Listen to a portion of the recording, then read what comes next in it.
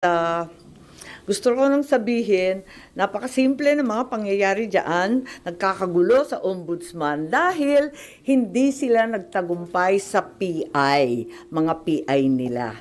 Hindi rin sila umubra sa impeachment, kaya narito na tayo ngayon. Ipipilit nila na si Boying maging ombudsman para ipakulong si VP Inday Sara bago mag-2027 at hindi lang si Inday Sara, kundi lahat ng mga Duterte, kaalyado ng mga Duterte, baka pati ako. Yan ay sa gitna ng paghihirap ng mga Pilipinong binabaha ng tubig, ng korupsyon at ng kawalang aksyon. Tinutukan ko ang Plan A nila na People's Initiative Chacha. Binuking ko ang Plan B, yung impeachment, para mawala sa landas nila si VP Sara sa 2028. Ngayon, nasa Plan C na po tayo, sa ombudsman naman. Naunpay, nakita ko na, kaya ako nagsampa ng kaso nung May 2, nandun ako sa ombudsman. Kung hindi kayo titigil sa pamumulitika, mag-asaran tayo. Hindi ko rin kayo tatantanan. Para kayong mga kabayong na katapalodo sa 2028, 2026 pa lang ngayon. Napapabayaan nyo ang bayan sa kakaisip ng ambisyon at paraan paano nyo buburahin ang mga nakaharang sa mga maiitim ninyong plano. Nasa 2028 na kayo. 2026 pa lang. Paano makakaligtas at mabubuhay ang Pilipino 2026, 2027? Paano makakaraos? Hindi sila tulad ng mga buhaya na kaya sa lupa at lumalangoy sa baha, walang pakialam. Ngayon, ang OMB, Bantayog ng Katwiran, para sa mga lingkod bayan. Pati ba naman yan, gusto ninyong baluktutin? Habang nagsusumikap ang lahat ng tapat, habang ang lahat ng Pilipino ay galit dahil gustong makakita ng tuwid, habang pilit naming nire-reband na tuwid ang sistema, eto kayo at pilit nyong kinukulot, binabaluktot, ginugulo. Ang OMB ay opisina, hindi parlor. Tigilan nyo yan. Ang mensahe ko naman kay bagong Deputy OIC Ombudsman Vargas ay simple lamang. Kung nayayanig ka na sa pressure, isabuhay mo na lang ang sikat ng kanta ni April Boy Regino. Kapag nariyan na ang suhol, itaas mo ang iyong dalawang kamay ng ganito at sabihin, hindi ko kayang tanggapin. Wala lang. Naloloka na ako. Yes po. Git ninyo na plano nila na kaya ilagay Secretary Boying Remulla sa ombudsman para ipakulong si VP Sara at mga ka-alyado niya. Ano yun, suspicion o may nakuha kayo na mabigat na information na pinagbasihan nyo? Yes, marami po tayong information na talagang dito patungo ang paghalal ng isang ombudsman na kaibigan natin dati pero hindi naman natin mapagkakailay. Ang labo-labo naman ng ganon. Kaya tututulan ko po at magtiisan po tayo. Hindi natin kakayanin yan at hindi dapat mangyari yan. Dahil klaro naman, hindi dapat politiko, klaro yung conflict of interest, hindi naman na maitatakwil na may kaso. So, 2 sets of cases against Secretary Boying Remulla presently pending before the Ombudsman. Kung paano siya magkakaroon ng clearance from the Ombudsman, pipilitin talaga, pinaltan na yung Deputy OIC na dati nariyan, si Deputy OIC Castillo, malamang ayaw mag-cooperate, kaya kung ano-anong paninira, nakikita natin sa online.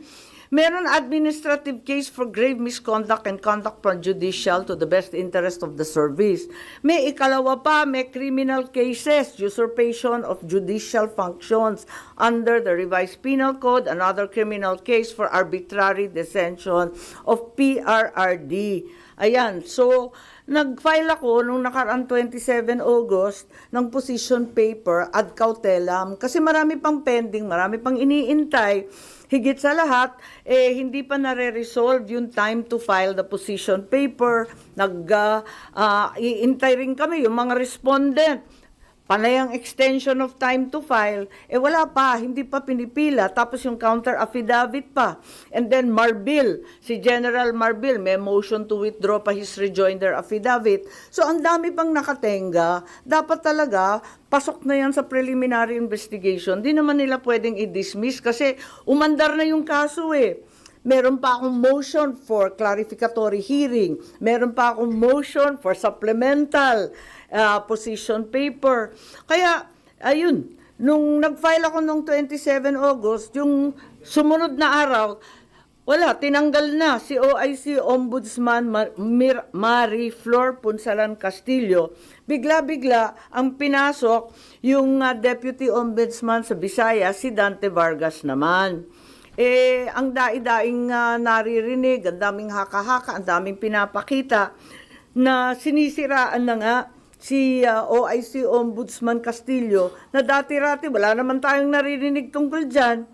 Kung ano-anong district engineer flood zone control, talaga naman nasa uso bigla.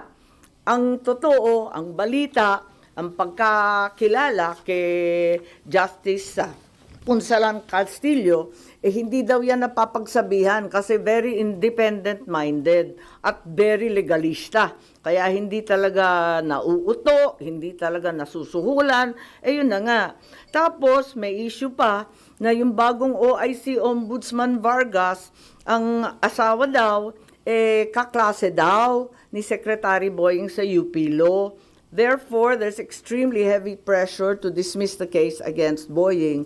At eto nga, na itong kaso ay madidismiss ngayong linggo. Bakit i-dismiss yan? Yan ang tanong ko. At ang balita, immediately executory ang ilalabas. It's also alleged that even though the time for filing of the motion for reconsideration has not lapsed, the OIC will nonetheless issue an ombudsman clearance para tuloy-tuloy ang pag-appoint kay Boying. It's very bothersome if the cases will be dismissed days after the position papers were filed. Kulang pa yung response galing sa mga respondent. Marami pang pending incident. I-dismiss. Ang dami pang nakatenga. Hindi ba nakakaduda yan? There is a very ominous reason, clearly, for Secretary Boying to become the next ombudsman. It's the new phase in the effort to get rid of VP Sara before 2028. And since the PI failed, the impeachment failed, therefore the third attempt is lawfare at its very worst. Imprison Inday Sara, all the Duterte allies, including myself, perhaps to be harassed by cases with the new ombudsman. Plunder will be the name of the game, no bail, and imprisonment until 2028. I will be very, very surprised kung aabot si VP Sara na malaya kapag naupo itong uri ng ombudsman.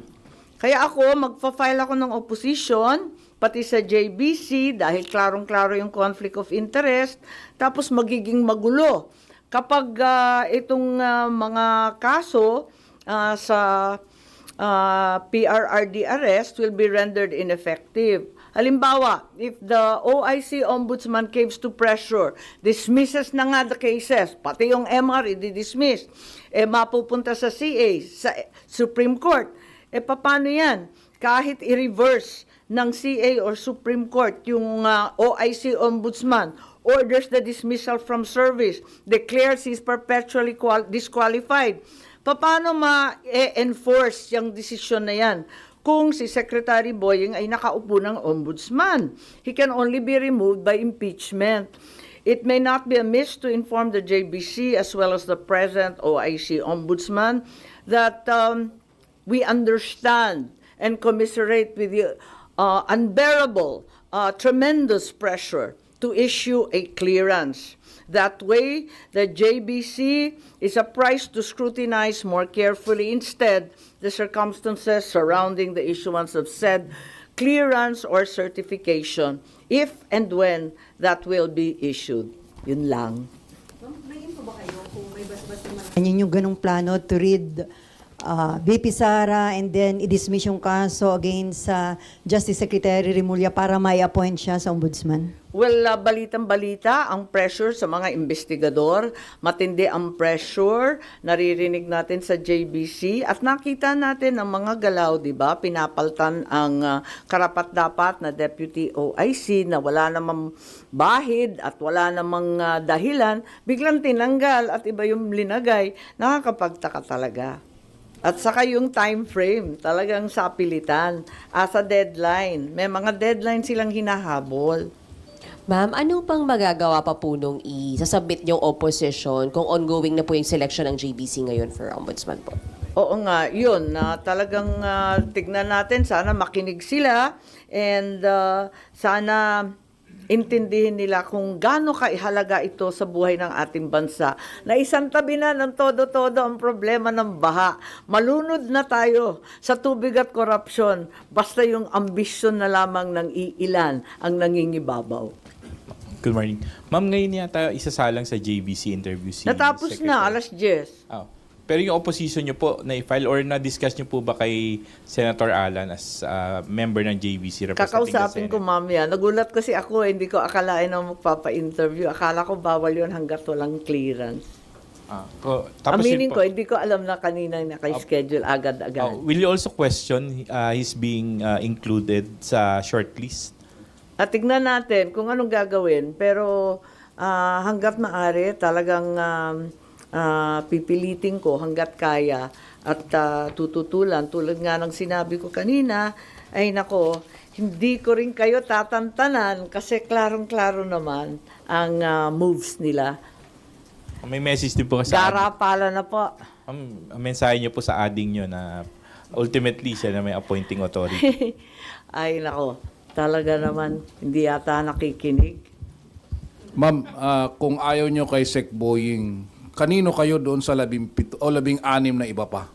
Ay hindi naman sa ayaw ko. Kaya nga lang, wag naman binabraso yung ombudsman. Yan na lang ang huling hantungan ng hustisya, ng katotohanan. Ang bigat naman nun. Constitutional body, guguluhin, ano? Wala naman akong sinasang-ayunan. Ang sinasabi ko, klarong disqualified. Kaya wag na lang. Ang liwaliwanag naman ang conflict of interest. Nakikita naman natin ang problema kapag may pending admin and criminal charges pa. Ang bigat naman, tapos gagawin ninyong ombudsman. Tama ba yun? Wala naman akong kinakampanyang kandidato para ombudsman. Sa totoo lang. Di ko nga kilala yung mga listahan. Siyempre, trabaho ng JBC yun eh. Wala na. Ibang issue lang. Ay, okay. Pero babalik pa ako sa budget. Okay, Oo, sige. yung madalian lang kung gusto nyo. Pero yun lang. Yes po. Ma'am, hindi ba parang ang for a goal na tanggalin lang si VP Sara, yun po talaga yung goal ni Secretary Remulla? Eh, hindi siya. Siguro yung mga nag-uutos din sa kanya. From the House. Marami kasi, di ba? Di ba masyado nang maliwanag ang pattern. Noon sinabi ng iba na napaka-alarmist ko. Bakit ko binubulabog ang lahat tungkol sa PI? O ngayon, tignan natin. Tapos yung impeachment, walang maniwala na itutuloy. Ayan, tinuloy. Wala rin nangyari. Kaya nandito na tayo sa Plan C. Yan talaga ang nangyayari. Ma'am, saan nyo nakuha yung information na may ganitong plano? Mag-ombudsman siya para ipakulong si VP Sara? Maliwanag naman kasi talagang sinabi na rin nung nag-iimbestiga yung mga Quadcom tungkol sa confidential and intelligence funds na ang tinutukoy, plunder charges, non-bailable, kulong bago 2028. Nakausap nyo na si VP Sara about this, ma'am? Yung possibility Hindi, ng actually ombudsman? hindi pa. Kasi wala siya rito, sa totoo lang. At sa dami ng problema nun, dadagdagan ko pa. Hanggat kaya ko, talagang hindi ko tatantanan to at mag-asara na lang kami. Pero Ma'am, sorry. Pero Yep. hindi naman po ang gusto ni VP Sara, di ba? Sorry? Masagot po, yun din ang gusto ni VP Sara, masagot sa proper forum yung mga charges laban po sa kanya. Tama. So, hindi ba parang ano, o talagang si SOJ Remulla po yung bagong bala against her and the Dutertes po? Tignan nyo yung mga kilos nilang lahat, di ba? Doon patungo. Kung sana magkakaroon ng patas at makatotohanang depensa sa korte, kung papayagan siya, yun ang gusto niya. Pero kapag ganito na brasuhan, may balitang suhol, ginagamit yung mga may personal relationship, pinapaltan yung walang kamalay-malay na justice. Kung ano-ano ang nangyayari, pipilitin ng JBC, pa-i-interviewin. Ang bihira, hindi ba nahalata na brasuhan na talaga ito ng todo-todo? Kaya sabi ko nga, kung ganyan at hindi kayo maawat sa pamumulitika, mag-asaran tayo, hindi ko rin kayo tatantanan. Ang considering yung composition ngayon ng JVC, maasa kayo na panggigan yung opposition? Oo naman. Oo naman. May mga nakausap na kayo na member? Wala. Hindi ako naglalabi, nakakahiya naman po. Magpa-file siguro ako. When are you going to file your opposition? Asap, nagulat ako. Kanina nag-interview eh. Yung mga minention nyo, yung nagagamitin yung mga arguments sa opposition. Oo. Tignan natin. Baka to follow na lang yung OMB clearance. Kaya nag-interview. Hindi ko alam. Okay. Alright.